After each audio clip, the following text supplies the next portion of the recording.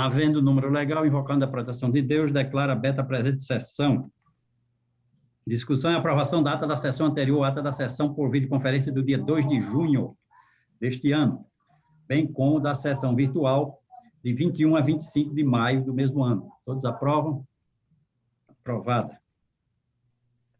Não tem registros iniciais a fazer e não há processos em mesa para julgamento, nem processo pautado. Aqui, apenas uma sugestão do desembargador Ibanez, ele vai colocar uma sugestão para ser submetida à apreciação, um enunciado no sentido de uniformizar o valor da indenização por danos morais, fixado pela Câmara Cíveis, em razão da cobrança indevida de tarifas bancárias. É uma proposta que o desembargador Ibanez está trazendo, vai explicar, e eu passo a palavra ao desembargador Ibanez. Olá, cumprimento a todos e aos dois que chegaram, dois julgadores colegas, doutor Ricardo e doutora Neise, que não estavam na sessão do Pleno, faço meus cumprimentos a eles.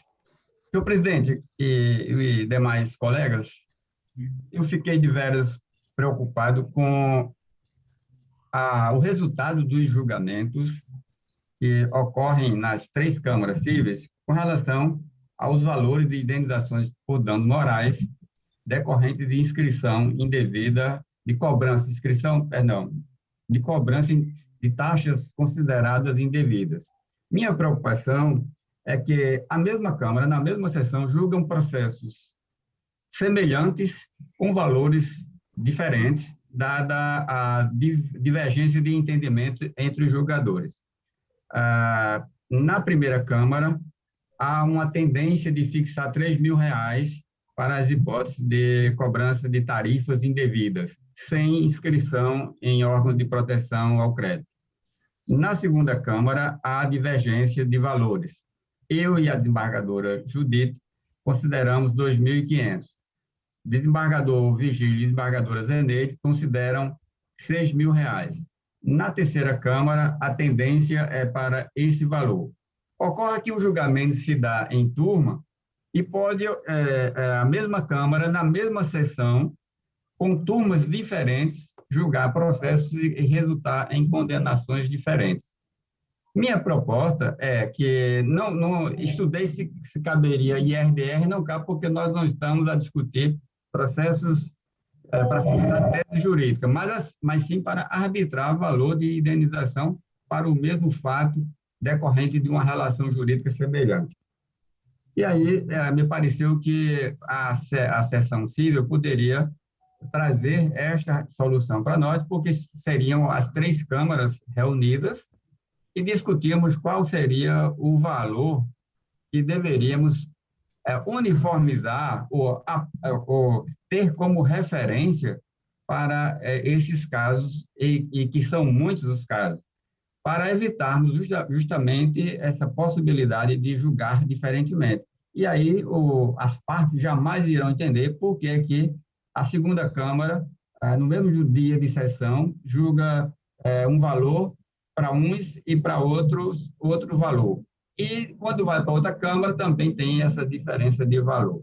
Independentemente do entendimento de qualquer um de nós, a ideia seria a gente debater aqui e, ainda que por maioria, estabeleceríamos que o valor seria tal e passaríamos a adotar, baseado, eu vou chamar de um enunciado da sessão civil, que daria o respaldo jurídico para eu fixar o valor, ainda que diferente daquele que eu defendo. Mas eu estaria amparado pela uniformização de entendimento da sessão civil. Então, nós iríamos aqui discutir se seriam R$2.500, que é o mínimo que tem resultado nessas decisões, dependendo da turma da segunda Câmara, R$3.000, que é o que a primeira Câmara atribui, ou R$6.000, que é o que a terceira Câmara atribui, e mais os desembargadores Zeneide e Vigílio. O valor que ficar definido, eu só quero dizer que eu vou decidir com base no enunciado da seção civil e não com base no valor que eu entendo que deveria ser o justo. Se nós fixarmos aqui esse valor como referência, acabará essa divergência. Nós não precisaremos ficar convocando julgadores, desembargadores de outras câmaras, apenas para decidir se a condenação será R$ 2.500, R$ 3.000, R$ 5.000, R$ 6.000, que é o que está ocorrendo. Muitos dos julgamentos não são concluídos e nós precisamos convocar outros julgadores só para dizer, eu voto por 2.500, eu voto por 3.000, eu voto por 5.000, eu voto por 6.000. Então, nós não precisaríamos convocar ninguém, nem ampliar o código, porque não haveria divergência e para qualquer hipótese, qualquer parte que discuta a cobrança de tarifas bancárias, aquele seguro, aquela cesta que eles nominam, aquelas operações geralmente para consumidores que recebem pensão previdenciária pela instituição financeira, nós iríamos estabelecer o mesmo valor e seria, a meu ver, a melhor decisão, porque daria uma segurança jurídica, uma certeza em quem demanda. Eu me surpreendi, senhor presidente, recentemente, porque como nós fazemos a distinção, e a meu ver corretamente, quando não há inscrição em órgão de proteção, o crédito, o valor é menor, em qualquer das ideias que cada um defende. E quando há inscrição, todos nós concordamos que deve ser maior, apenas divergimos quanto ao valor. Pois bem, os advogados agora estão desdobrando essas ações. A mesma conta bancária, a mesma relação jurídica, eles promovem duas ações, para que o tribunal dê 5.000 em uma e 5.000 em outra. Pelo menos isso. Então, aquela hipótese que nós tínhamos de quando há a cobrança de tarifas bancárias indevidas mais a inscrição, nós dávamos mais valor, chegávamos até R$ 8.000, agora eles vão para 8 num, 5 no outro, 6 no outro, para 13, 14 mil reais, o mesmo cliente, o mesmo banco, a mesma conta, uma única conta, gerando a indenização disso aí. Por quê? Eles apostam que nós não conseguimos identificar que são duas ações que têm como base a mesma conta bancária, portanto, a mesma cobrança. Então, tudo isso é preocupante, a gente deve ver. E isso realmente é difícil da gente identificar, porque são ações propostas no mesmo dia, mas distribuídas para juízos diferentes, e quando vem recurso diferente, porque são julgados em momentos diferentes. Um pode se julgar este mês, outro pode julgar daqui a 6 meses, nós dificilmente identificamos. Por acaso, numa coincidência, eu não sei explicar por quê, eu consegui identificar as duas ações. Então, precisávamos discutir isso, pelo menos para uniformizar esses valores. E aí eu falo apenas de quanto é o valor que eu defendo, mas cada um irá fazer sua defesa do valor que defende, e a ideia seria a gente, digamos, conciliar e fixar um valor que ficaria como referência para todos nós julgarmos. Minha proposta inicial, que eu defendo, é essa desproporcionalidade que há. Às vezes um seguro, quando é uma taxa de seguro, é R$ 2,46. Quando uma tarifa daquelas é R$ 19,00, 20 e poucos reais, ainda que numa conta de salário mínimo. Mas quando se fala em indenizar em R$ 6.000 um fato jurídico que resultou na cobrança de R$ 2,46, eu defendo que é desproporcional. Por isso, eu entendo que deve ser abaixo desse valor. Mas se fixarem nesse valor, a maioria entender que deve ser esse valor, eu vou praticar esse valor em respeito à decisão da seção civil. Pois não, desembargador Ibanez. Obrigado. Alguém mais? Desembargadora Zeneide. Presidente, como a gente tinha posto anteriormente na Câmara, nosso fundamento, eu pedi, inclusive, a Márcio, não sei se ele está disponibilizando o chat. Eu vi. Esse voto todo, mas eu tenho essas considerações com relação a esses valores, né? Porque geralmente são pessoas humildes que têm só aquele provento do INSS, e R$1 que tire desse dinheiro faz falta, sim, a esse pessoal que está aí dentro de banco, que tem dias, e a maioria é desses bancos, e a gente tem essa consideração que eu vou falar. Quanto ao valor indenizatório nas demandas envolvendo bancos, entendo, conforme venho defendendo em meus votos, que a fixação de um valor de pequena monta elimina o poder educativo da sanção pela conduta perpetrada e relega o respeito à moral do sujeito a patamar inexpressivo. E pela quantidade de processos semelhantes ao que ora se analisa, presentes em toda a sessão da segunda Câmara, constato que a consequência de tal medida não poderia ser outra. O banco não apenas paga a indenização sem qualquer abalo às suas finanças, como não adota qualquer providência capaz de corrigir ou adequar seus serviços, pois para ele o pagamento de compensações módicas mostra-se bem menos dispendioso que o gasto necessário à melhoria daqueles. Além disso, não podemos esquecer um efeito ainda mais prejudicial: o arbitramento de quantias diminutas de indenização desestimula a transação e conciliação das partes, institutos essenciais à desobstrução da justiça e tão defendido pelo Conselho Nacional de Justiça.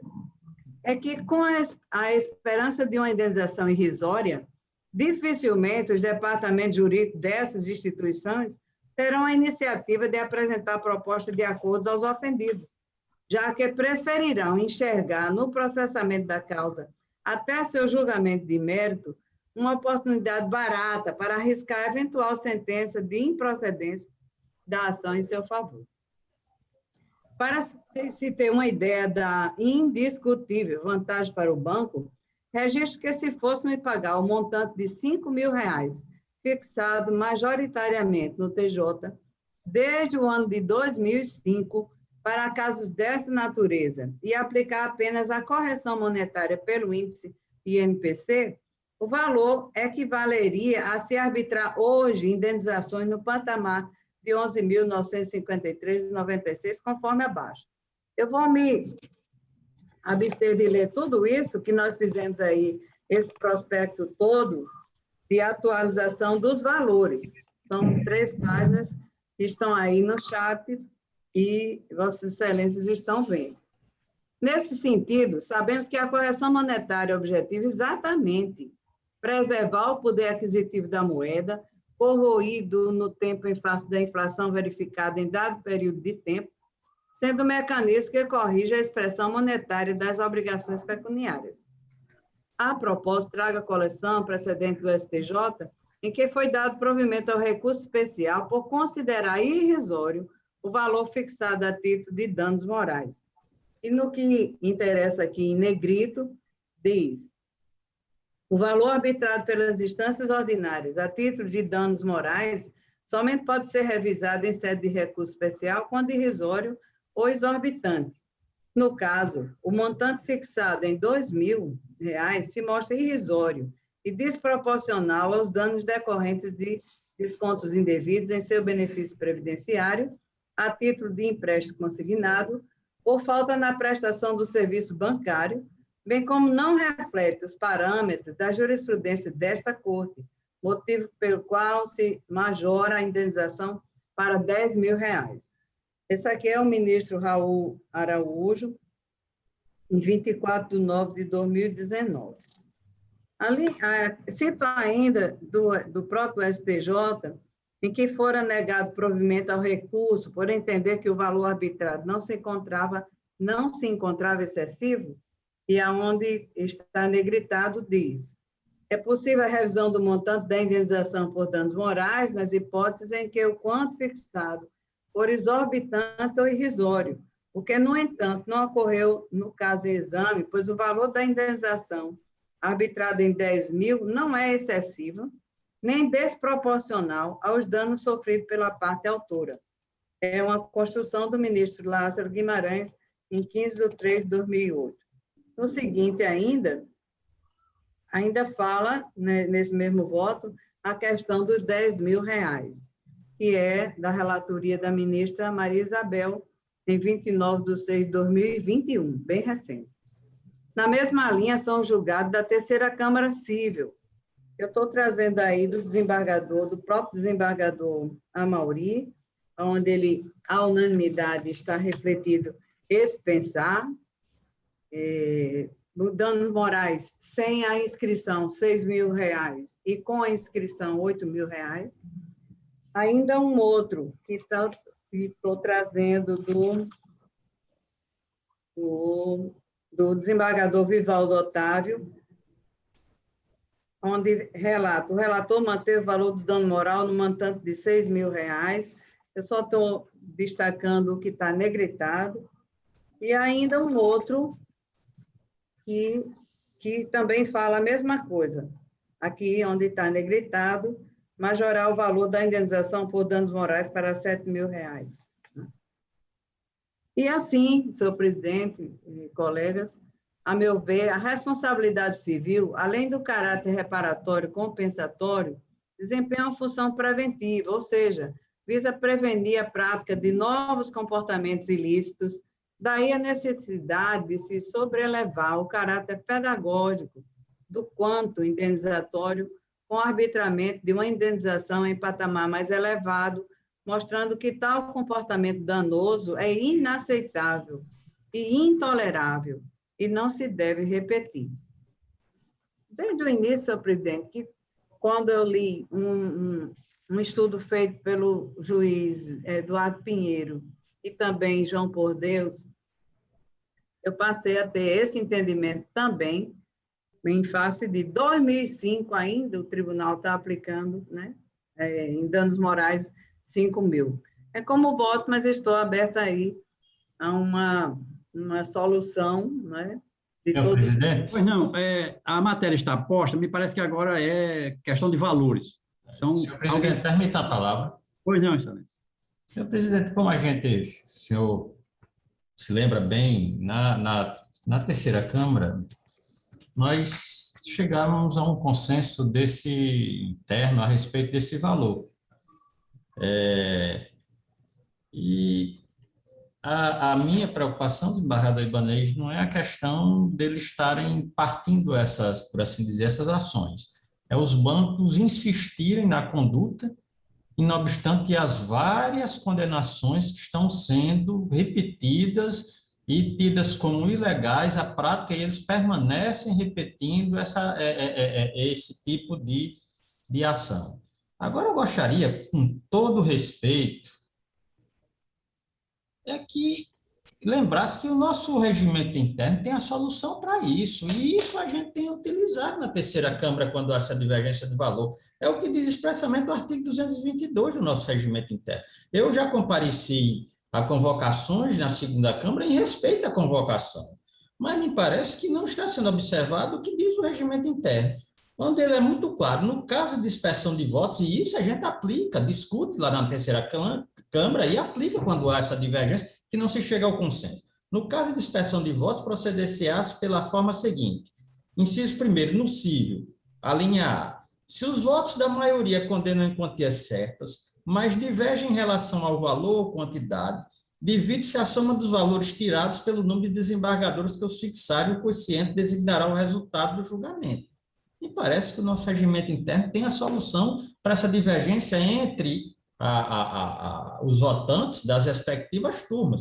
Na nossa Câmara, lá, há muito tempo a gente não tem esse tipo de discussão a respeito de valor, porque, além das discussões chegarmos ao consenso, ainda tem o que determina o artigo 222 do regimento interno. Então, eu acho, com todo respeito, que essa situação não existe como nem a Câmara, essa ação civil, conhecer da matéria e fixar esse determinado valor, até porque os casos analisados serão diferentes, as peculiaridades serão diferentes de cada um.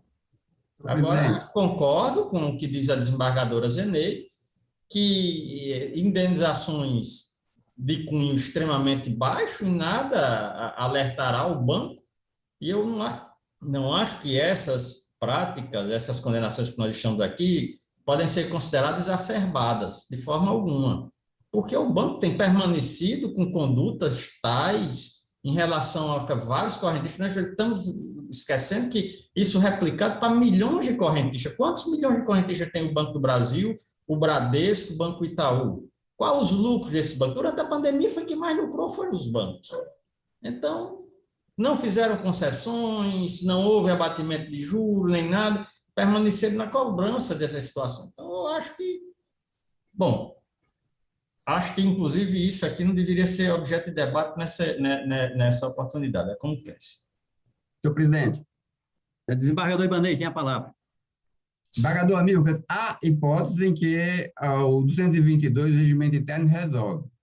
É quando há por exemplo, três valores, que aí é a dispersão de votos, você tem que buscar uma média. Mas quando não há, quando dois, vou ter como referência a segunda Câmara, quando dois votam por 2.500 e dois votam por 6, nós não temos dispersão de voto, portanto, não temos que aplicar a média do 222 do regimento interno. Se tivéssemos um terceiro voto, um terceiro valor, aí sim faríamos isso. O que ocorre é, por exemplo, quando a desembargadora Zeneide é relatora, ela vota em 6.000. Eu e Judite votamos em 2.500. A maioria dá 2.500. São dois votos num valor só contra a minoria, que é um voto só de Zeneide. Aí, não há dispersão de voto nisso, não? Em 2.500. Quando a desembargadora Judite é a relatora, ela vota 2.500. Vigílio vota 6.000, Zeneide vota 6.000. Prevalece o voto da maioria, sem aplicar o 222, que aí dá 6.000. Então, a mesma Câmara, dependendo das turmas, sai uma decisão de 2.500 e uma de 6. Desembargadora Zeneide propôs que todas essas divergências fossem para ampliação de quórum, porque se for fazer pela maioria, nós temos uma maioria que diz qual é o valor certo, e aí não precisaria de ampliação de quórum. 2 votos, numa turma de 3, 2 votos, 2.500, está definido. 2 votos de 6.000, está definido. Não precisaríamos aplicar o 222. E se formos para ampliação de quórum, nós teremos 5 votos. Aí 3 tem que dar o mesmo valor. Se não, vamos aplicar o 222, como o desembargador Amilcar fala. Aí está certo. Se eu tiver um terceiro, eu tiver 2 votos de 1, 2 votos, digamos, 2 votos de 2.500 e 2 votos de 6.000 e um voto de 3.000, eu não tenho maioria com um valor só. Aí eu tenho que aplicar o 222. Mas nesses outros casos, eu não vejo como aplicar o 222. Por isso que a proposta seria a gente uniformizar o valor. Desembargador Ibanez. No dia que nós conversamos de jeito nenhum. Eu quero que a Câmara diga quanto é. Eu vou fixar. Se disser que é 6.000, eu vou fixar 6.000. Presidente, no dia que nós falamos, nós alertamos para o 942 do CPC, com essa ampliação de quórum. Nós deixamos lá, inclusive, um estudo... Me permita apenas um rebate aí, a ideia do desembargador Ibanez. Com todas as vendas, desembargador Ibanez, há dispersão de voto, porque vocês estão votando, digamos assim, ou para manter uma decisão, ou para reformá-la e reconhecer o dano moral. Mas está havendo divergência de valores. O inciso não disse se essa dispersão é de 1, mas a maioria vota no mesmo valor. Pelo amor de Deus, o valor inteiro foi fixado divergente. Vocês concordaram ou pela reforma ou pela manutenção do reconhecimento do dano material, mas divergiram quanto o valor. O inciso primeiro não diz que essa dispersão tem que ser de 2 ou 3 votos. Eu não sei não. Bom, cada um. Senhor presidente. Pois não, desembargador Mauri. Veja, eu penso que, claro, toda a ideia de uniformizar procedimentos ou decisões, ela é sempre, claro, muito bem-vinda, porque o seu núcleo, o seu objetivo primordial é exatamente emprestar a solução mais adequada e mais efetiva e mais célere a essas questões. Quando a gente uniformiza, já tem aquele padrão, fica muito mais fácil de se resolver a questão. A dificuldade que eu tenho, e já disse isso, inclusive na Câmara, na segunda Câmara, e para minha honra, eu tenho sido convocado algumas vezes para participar especificamente desses debates, de se tabelar esses valores. É claro que cada caso tem as suas particularidades, tem suas peculiaridades. Então, se padronizar essa ação, isso vale tanto, tabelar esses valores, me traz uma certa dificuldade, porque uma particularidade que seja em menor ou em maior grau, ou menor ou maior dimensão, serve para contextualizar e para integrar esse cálculo que nós fazemos, que não é fácil de fazer, para avaliar e quantificar esse valor dano moral. Então, eu já tenho essa dificuldade, já disse isso na segunda Câmara, e penso que, ainda que seja louvável essa iniciativa, quer dizer, se isso vale tanto, inscrição vale quanto, e às vezes tem particularidades, né, que a gente tem que valorar para poder fixar esse quanto. Claro, o próprio STJ diz que pode rever essas decisões quando elas são fixadas em valores ínfimos. Então, o que é valor ínfimo? O que é valor exorbitante? Você vê que e a gente fica nesse dilema de fixar, quer dizer, 2.500 é ínfimo, 8.000 é exorbitante. Então, claro que cada magistrado, dentro da sua intelecção, do seu entendimento, né, ele tem esse leque que pode aferir aí, ou quantificar esses valores de acordo com o processo, de acordo com o seu entendimento. Mas eu acho, sim, com todas as vênias, que a proposta do embaixador Amilcar resolve, sim, o problema. Porque quer seja uma divergência e o regimento não quantifica essa pulverização de votos, né? A expressão não é essa, é dispersão de votos, não é? Se um ou dois, mas há, sim, posições diferentes. O mérito em si é o direito à indenização. Tudo bem, isso é uma maioria. A turma reconhece o direito à indenização. O valor dessa indenização é que há uma divergência que essa média resolve, sim, o problema.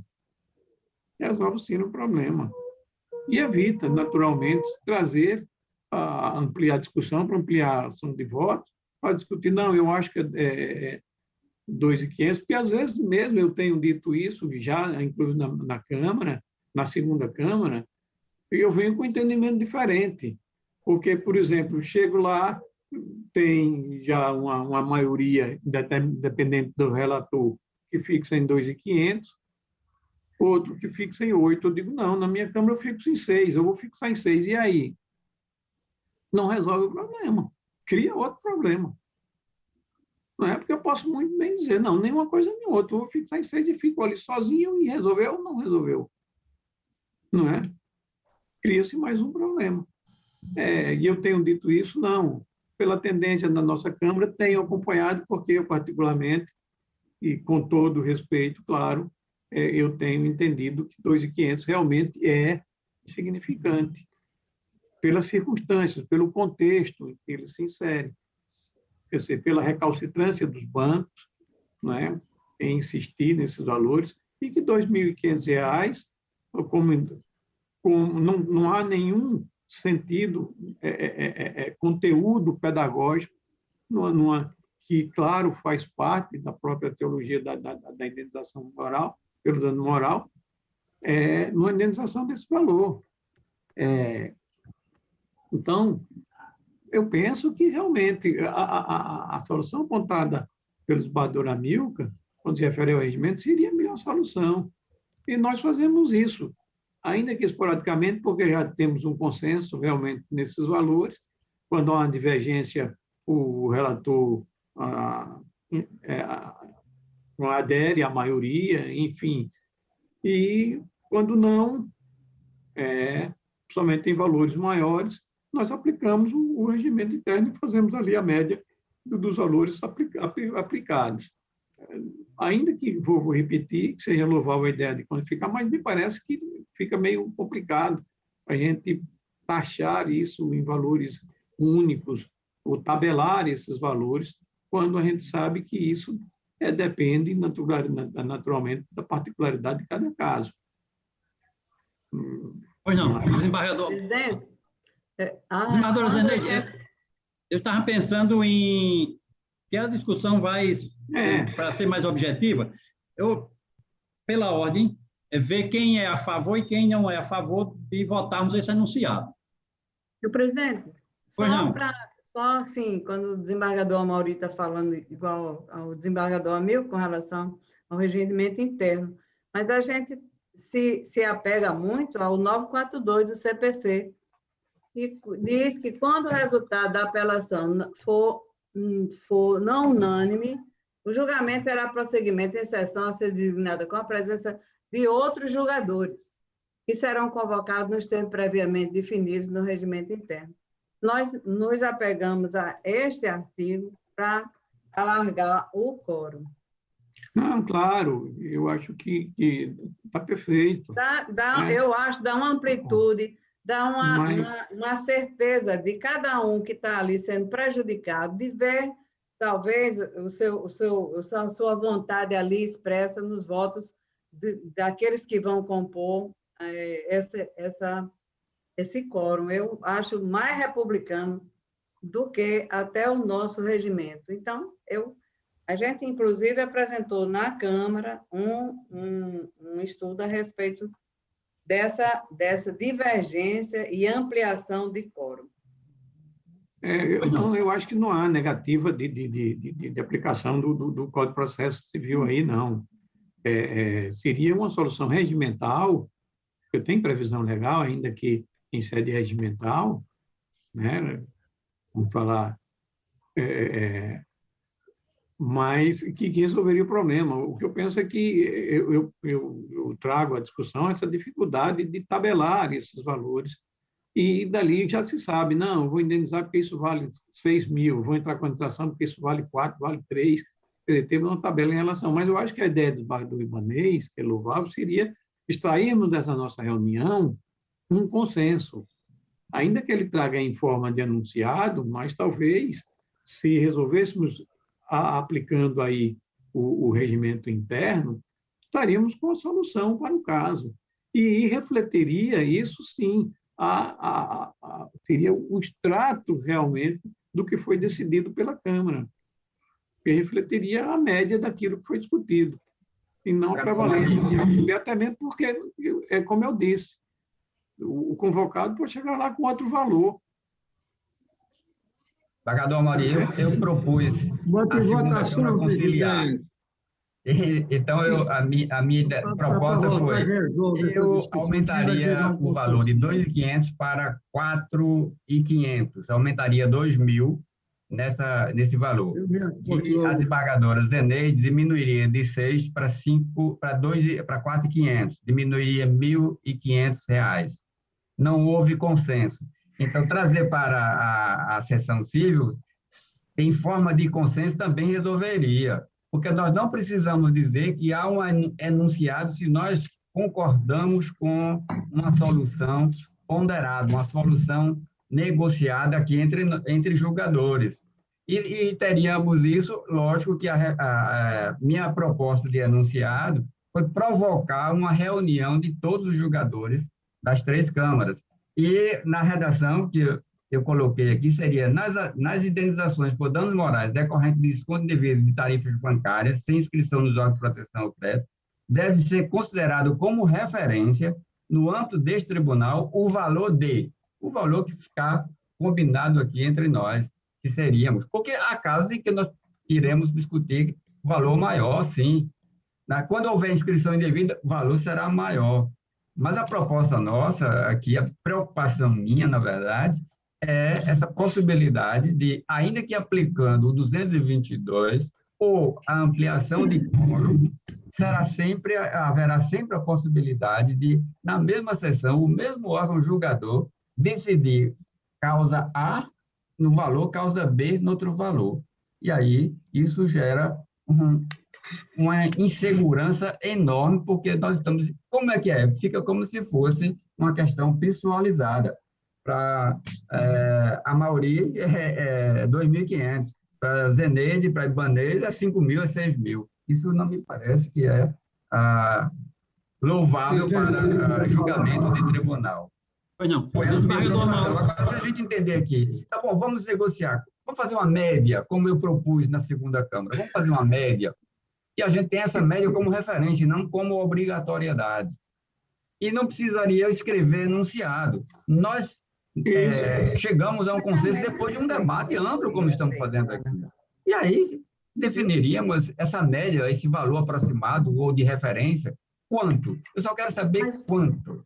Viu, desembargador Ibanez? Essa média na Câmara, ela não ficou definida. Não ficou, porque nós não fizemos acordo, não houve acordo. Pensar, Vossa Excelência desembargadora Judite, com o mesmo pensar. Pois então, nós propusemos, mas não houve acordo, independentemente da vontade, do pensamento de cada um. Não houve acordo, o fato é que não houve acordo. Não vai haver, não. Desembargador Mauri, Vossa Excelência, então, vota pela proposta do desembargador Amilcar. O desembargador Amilcar apresenta como proposta, eu adiro a posição dele. Não votaremos o enunciado, é isso? Isso, não vamos... E a gente já poderia decidir aqui, aplica-se o regimento, já que o propósito nosso aqui é chegar a um consenso, sairíamos aqui com esse consenso e a matéria estava resolvida. Não, é uma proposta, não é isso? Sem ampliação de quórum. E a aplicação é o que determina o artigo 222 do regimento interno. Mas já está previsto, ampliação de quórum. Se necessitar ampliar quórum? Hein? Se for só a questão do valor, se for só a questão do valor, não precisa ampliar quórum, não. Utiliza-se o que determina. Então convence a desembargadora Zeneide que não precisa ampliar quórum nesses casos. Vamos votar. Então, vamos lá.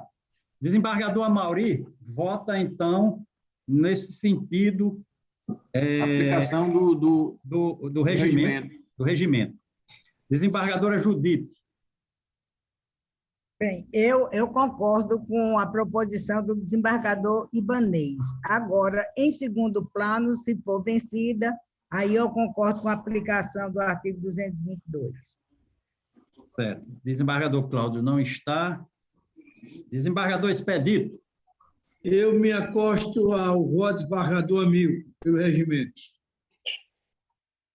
Expedito, isso, regimento interno. Doutora Neise Fernandes. Eu respeito o entendimento do desembargador Ibanez, mas eu entendo que é mais justo e também tem um caráter pedagógico quando se aplica um valor maior. Eu acho mais justo... Então, desembargadora Neise, a proposta é, vamos votar, não é definir o valor, vamos votar o enunciado ou a aplicação do regimento interno? Aplica-se o regimento. Não, com certeza, eu vou votar. Só queria fazer esse comentário. Sim. Mas o meu voto é acompanhando a sugestão, a proposta do desembargador Amilcar. Certo. Desembargador Amilcar já se manifestou, não sei se quer mais se manifestar, não, já. A proposta é dele, então ele não pode discordar da proposta dele, né, amigo? Doutor Ricardo Tinu. Senhor presidente, eu tive muito cuidado em ouvir toda a argumentação que antecedeu a oportunidade de minha fala, e eu gostaria, muito rapidamente, não vou me alongar, fazer uma breve reflexão a respeito do que me pareceu muito claro.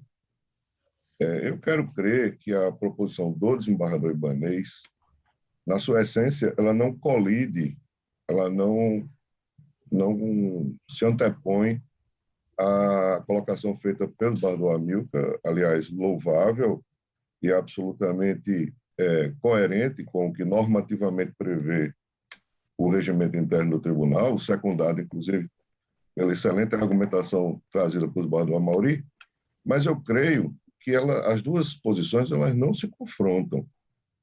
A solução trazida por desembargador Amilcar, ela resolve um problema interno de cada órgão fracionário, na medida em que exista uma dificuldade de se buscar um consenso entre aqueles que votam cada recurso.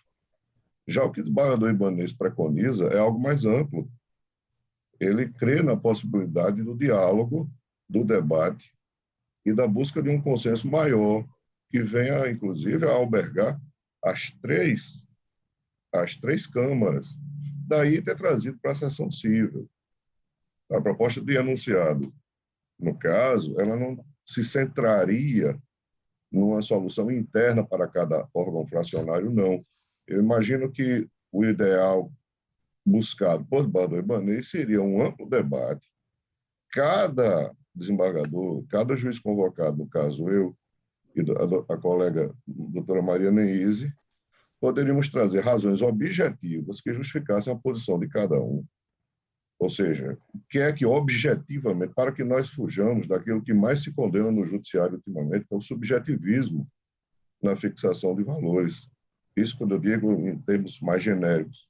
Cada um traria as razões objetivas que dão fundamento à fixação do valor em 5.000, em 3.000, em 2.500, em 6, se debateria sobre cada uma dessas razões e se fixaria um valor em consenso, alcançando os três órgãos fracionários. Eu quero crer que foi esse o móvel que deu ensejo à proposição do desembargador Ibanez. E se eu estiver correto, eu posso estar enganado, estou aqui falando para todos, inclusive o próprio desembargador Ibanez poderá me corrigir se eu estiver dando interpretação discrepante do que ele pensou.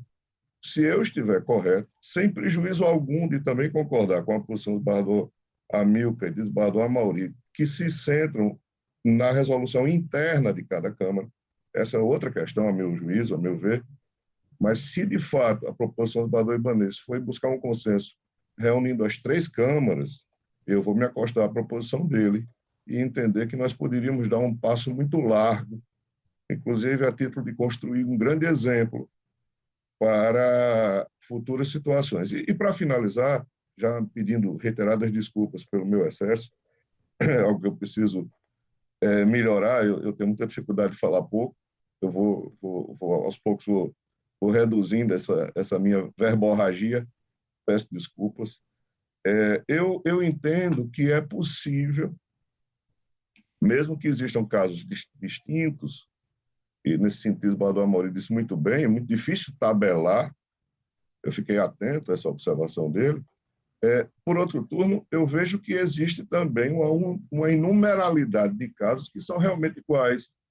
As próprias petições, elas são idênticas, as sentenças prolatadas em primeiro grau, idem, e, duvidosamente, os votos também são naquele padrão, porque nós vivemos hoje, todos nós sabemos, essa dificuldade de buscar produtividade sobre produtividade. Então, nesses casos, sem nenhum prejuízo à necessária distinção, muito bem lembrada pelo desembargador Amauri, em casos em que realmente fica difícil fazer o tabelamento, o tribunal partiria de um norte, que seria para os casos em que houver cobrança indevida de tarifas não contratadas. Lógico que aí o enunciado quem vai elaborar por proposição são Vossas Excelências, a partir de uma proposta trazida pelo desembargador Ibanez. A partir em casos que tais, vamos assim, de uma forma mais simplista, reduzir, as três câmaras, a sessão civil, apresenta como valor sugerido isso, porque resolveria de uma maneira mais ampla. É nesse sentido. Então, não vou mais me alongar. Se a proposta de desembargador Ibanez foi nessa ordem, eu me acosto ao entendimento dele, que foi assim que eu captei. É assim que eu voto, senhor presidente. A proposta é exatamente essa, doutor Ricardo. Então, doutor Ricardo se acosta ao desembargador Ibanez. Desembargadora Zeneide. Eu queria tanto, eu queria crescer, né, evoluir, como a gente fala, né, desembargador Amauri, mas eu vou dizer o que eu penso e eu estou gostando e faço... Claro, a gente está aqui para isso. Não, exato, mas quando eu estou vendo o encaminhamento na direção do regimento interno, eu quero deixar assim bem registrado que eu, ainda agora, ainda não me convenci, mas exatamente pelo fato de a gente ter feito um estudo a respeito do artigo 942, onde diz que qualquer divergência tem que alargar o quórum. Eu acho mais republicano. No entanto, como todos estão votando, eu apesar de eu deixar esse meu entendimento, eu me acosto apenas para não ser discrepante, a diferente, não. Eu gosto, a autocomposição é uma coisa que faz parte aqui dentro de mim. Então, eu não posso deixar um voto contrário numa sala que todos estão votando a favor aí do regimento interno. Não, tem divergência. Não, tem a divergência do desembargador Ibanez e do doutor Ricardo. Então, poderia deixar a minha divergência, seu presidente. Então, é que alargar o quórum. Eu acho mais republicano. Então, ficou desembargador Amaury, desembargador Expedito, doutora Neís, desembargador Amilcar. 4. Desembargador... Eu não contei... Desembargadora Judite. 4-3. Eu, Ricardo e desembargadora Judite. Aliás, eu fiquei na dúvida com relação ao voto de desembargadora Zeneide, porque ela disse que diverge da aplicação do regimento interno. Então, ela concorda em votar no enunciado. Exatamente, exatamente. Ficou 4-4. Então, se o presidente decidir. Fica 4-4. Amaury, Expedito, Neís e Amilcar. Ibanez. 4-4. 4-4. Eu tinha computado, desembargadora Zeneide, não tinha computado aqui nessa... Não, presidente, o meu voto ficou consignado como? Ficou acompanhando o desembargador Ibanez. Não. Não? Não, ela está... nessa questão de ordem, desembargadora Zeneide. Está no mudo. É nessa questão preliminar, por assim dizer. A aplicação não é na questão do valor, não. A senhora está acompanhando o desembargador Ibanez na questão digamos assim, de suplantar o disposto do regimento interno. Há um primeiro momento. Então, por isso que nesse primeiro momento está empate. Tem 4 acompanhando a minha proposição que se aplique o regimento interno e 4 a posição do desembargador Ibanez que tem que ser fixado um valor e não seja observado o regimento interno como solução para o problema. A questão é essa. Não se fixou o valor ainda, não. Desembargadora Zeneide está sem som. Mas eu tinha entendido o contrário, que a desembargadora Zeneide tinha acompanhado para se aplicar o regimento interno. Ela, inicialmente, ela disse que a posição dela era a fixação de discordância do baixo valor. O valor que ela acha correto não é o desembargador Ibanez. E que, mais que se fosse uma questão de divergência, para não ser divergência, acompanharia a questão de observação do regimento interno. Mas aí o desembargador Ibanez observou que, na realidade, havia, sim, a divergência da aplicação. E com o voto dela, para que seja sempre trazido em quórum ampliado, se não fixado o valor, fica 4-4. Então, Vossa Excelência decide. Exatamente, o quórum ampliado, exatamente, sem fixar valor. Então, já é uma terceira posição. É uma terceira. Aí é a dispersão de votos. Aí é a dispersão de votos. Pois é, essa terceira posição que ainda mantém, minha gente. Bom, então, pronto, é uma dispersão de votos. 4-3-1. 4-3-1. Exatamente, 4-3-1. Porque o jogo de futebol dá uma boa. Mas veja que penso que mesmo assim não dispensa... Também comecei, viu, Amaury? Não dispensa o Marajá de votar, não, porque isso aqui é uma matéria como que não é jurisdicional. Nós estamos discutindo o enunciado, então o presidente tem que votar, mesmo que não tivesse empate. Aí é com o presidente. Ele pensou que não ia se manifestar a respeito, mas eu não permito isso, não. Tem que votar, presidente. Não, deixa eu ver aqui. A desembargadora Zeneide, ela manifestou aqui, ou seja, ela defende aplicar o CPC. Né? Não aplicar o CPC e haver a convocação. Ela não quer aplicar, ela não concorda em aplicar o 222. Sempre e nem concorda na fixação do nem concorda em fixar valor. Aliás, se for para concordar com o valor... A minha posição é ampliar o quórum. Ampliar o quórum. O quórum do 942 do CPC. Exatamente. Ampliar o quórum. Eu me filio, pedindo todas as vezes, eu me filio a essa corrente do desembargador... Aliás, foi trazida inicialmente o desembargador Amilcar, né? Amilcar. Pronto. E desembargador Amaury expôs e os demais... Eu me filio a essa corrente. Então, nós não votamos o enunciado e aplicamos o regimento interno sem ampliação de quórum, ok? Exatamente. Exatamente. Poderíamos, então, até sair daqui com o enunciado de se aplicar o O regimento interno, na situação lá de vocês, que dá divergência da segunda Câmara, Ibanez. As divergências de valor da segunda Câmara serão resolvidas com a aplicação do artigo 222. Não, veja, porque até nesse ponto, amigo, a gente tem divergência. Que a desembargadora Judite está com pedido de vista na proposta de Zeneide de não aplicar o 222. Entendeu? Isso aí, ó, a gente tem divergência até nesse ponto. Doutor Ricardo, então, aqui na Câmara, aí diga, doutor Ricardo. Muito rapidamente, só para registro, que na primeira Câmara havia divergência também, lá já foi uniformizado. Eu, inclusive, fui o que cedeu, no sentido de que eu votava em R$5.000 e a Câmara tinha uma posição diferente, votava em 3.000, exatamente para evitar essa dificuldade, nós uniformizamos e hoje estão sendo fixados em R$3.000, nesses casos de tarifa. Só para registro, porque é interessante saber a posição de cada Câmara, né? Claro. Realmente isso. Obrigado. Obrigado. Bom, então, resolvida a questão, né? Ordem administrativa, expediente, Márcio não tem? Nenhuma, Excelência. Não tem. Indicações, propostas. Eu gostaria de registrar, como foi feito no Pleno, dar as boas-vindas, uma moção de congratulações à doutora Elaine Cardoso, que participa pela primeira vez da nossa sessão civil como Procuradora-Geral de Justiça. Seja bem-vinda. Agradeço, presidente. Indicações, propostas, desembargador Amauri? Não, nenhum. Apenas fazer um adendo aqui, a palavra do doutor Ricardo Tinoco, que diz que fala muito. Eu discordo. É sempre bom ouvir Vossa Excelência, doutor Ricardo. Sempre ponderado.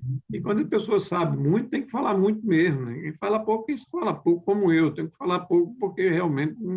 Né, bondade sua, que é isso. É sempre bom ouvir Vossa Excelência. Desembargadora Judite. Pois não, Excelência. Indicações propostas? Sim. Eu quero, mais uma vez, dar as boas-vindas à doutora Elaine, uma alegria tê-la conosco, e também uma alegria estar vendo aqui o doutor Ricardo e a doutora Neise. Sim. Não tem mais nada para... Doutora Neise, também, nossa colega lá, parceira lá da terceira Câmara. Desembargador Expedito. Proposições. Sem proposta. Desembargadora, doutora Neise. Agradecer as palavras da desembargadora Judite e também quero cumprimentar a doutora Elaine Cardoso e desejá-la muito êxito na sua nova missão. É isso. Pois não, doutora Neise. Desembargador Amilcar. Excelência, apenas para fazer um registro, que no aspecto de falar, doutor Ricardo Tinoco é um aluno, eu diria um aluno básico, quando comparado com o colega dele, é doutor Erval. Se ele quiser saber o que é falar, ele vai tirar umas lições com o doutor Erval. Nesse ponto, eu ouso dizer, doutor Ricardo, você é um aluno ainda no primeiro semestre desse curso. Doutor Ricardo Tinoco.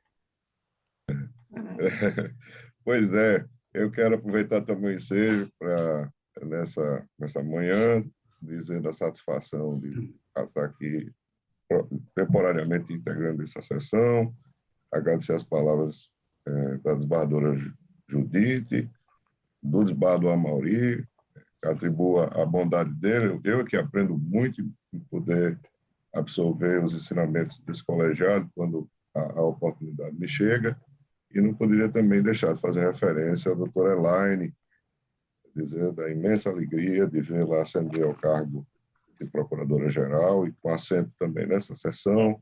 Ela que foi nossa colega lá da Universidade Federal, como professora, sempre dignificou muito lá o Departamento de Direito Privado.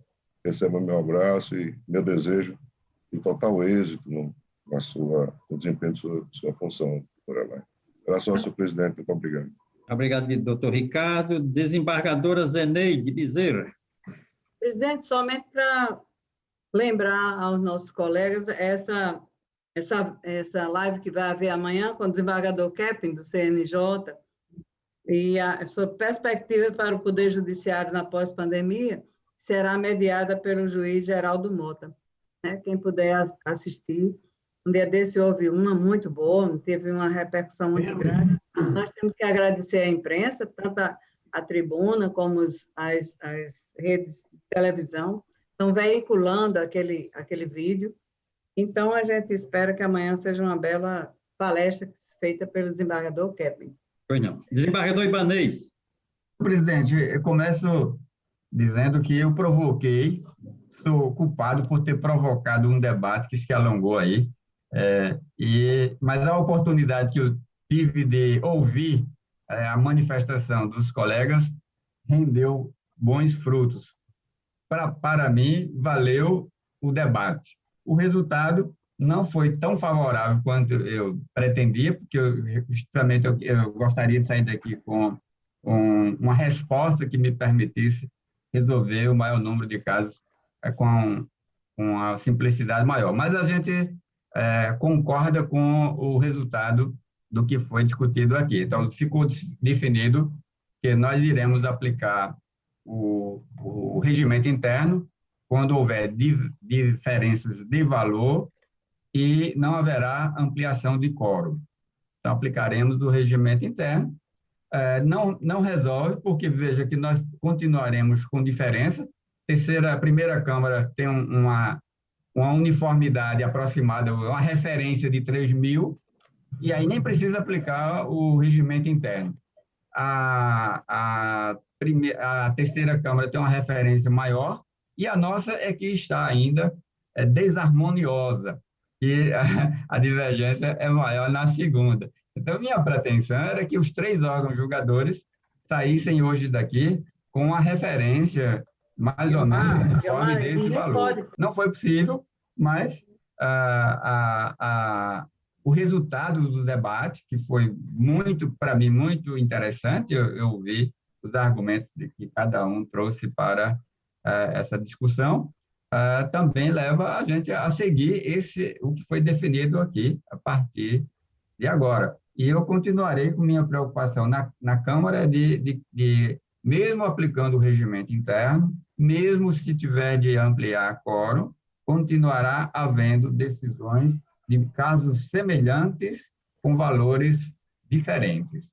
É a minha preocupação, no final, continuará. O resultado, para mim, não foi... não resolveu o meu problema, não resolveu a minha preocupação, mas fazer o quê? Agradeço.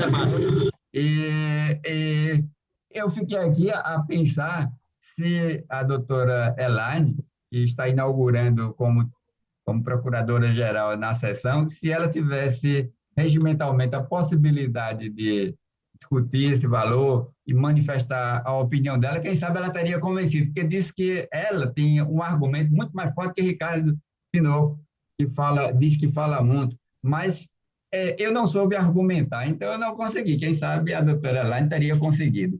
Mas é isso mesmo. Okay. Um abraço a todos, então. Só isso, amigo. Obrigado. Ok. Obrigado a todos. Abraço a todos, muita saúde e muita proteção. Presidente, só mais um pequeno espaço para mais uma vez agradecer, né, a acolhida tão atenciosa. Para mim é uma honra e uma alegria à frente da minha instituição, e também poder participar dessas sessões e aprender, né, com todas essas discussões.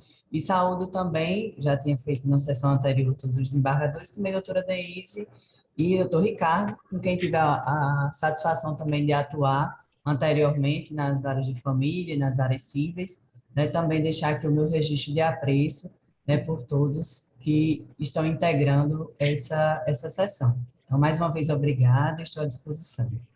Obrigado, doutora Elaine. Ibanez querendo conquistar o voto da procuradora, para ver se desempata, como é que se ganha, se leva a maioria. Ela consegue lhe convencer, se conseguir, eu vou insistir. A discussão foi bem interessante. Não havendo mais nada a tratar, agradecendo a presença de todos, declaro encerrada a presente sessão.